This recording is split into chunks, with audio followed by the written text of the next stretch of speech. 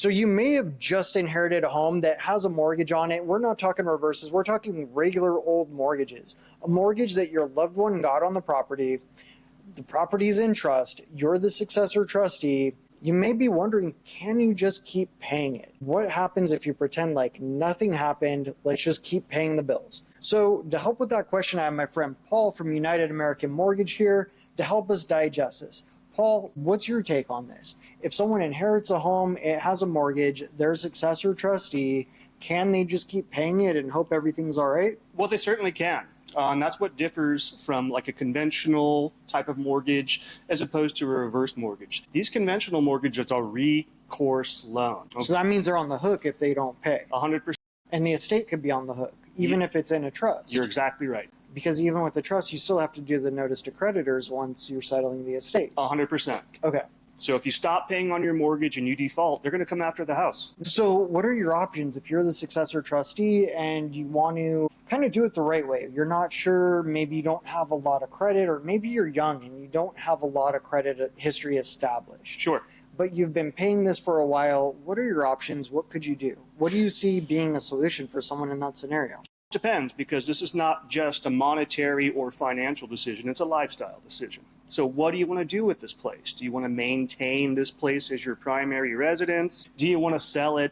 Do you have other siblings as heirs that need to get paid out as their inheritance? So we really have to customize the situation for every individual. However, the kernel of this is if you stop paying on that mortgage and it's a recourse mortgage, the lender will come after it and they will initiate foreclosure proceedings. So let's say that happens. If they initiate foreclosure proceedings, you haven't paid for 3 months, they do a notice of default, you go, okay, well, this isn't, let's just ignore it. We'll ride this out, see what happens. I don't think I have any credit history. I don't have any options. And next thing you know, you've got a notice of trustee sale. The timeline's just getting shorter and shorter and more stressful and more expensive because you have to pay all of those trustee fees if it goes to foreclosure. So you being a lender, if someone's stressed out about that, what do you wish that they knew that most people don't ask or most people get wrong? Like, you're stressed out, you're scared, you're in grief.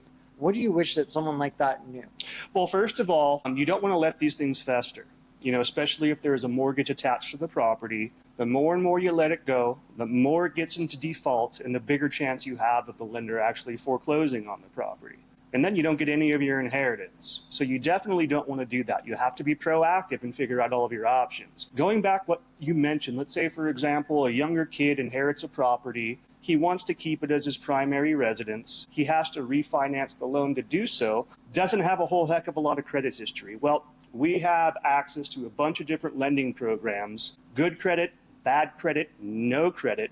You have to call somebody and figure out what your options are so you can make an educated decision going forward. Because this is your birthright, and this is something that you have to protect. And I know that it was pretty scary for me when my mom died. There was a mortgage on the property. Back then, it was like $1,800 a month, which is laughable right now, but it was 25 years ago. Sure. I was 24 years old. The most I'd ever paid in rent was like $400 a month. Right. So $1,800 a month for a mortgage back then was pretty scary. Right.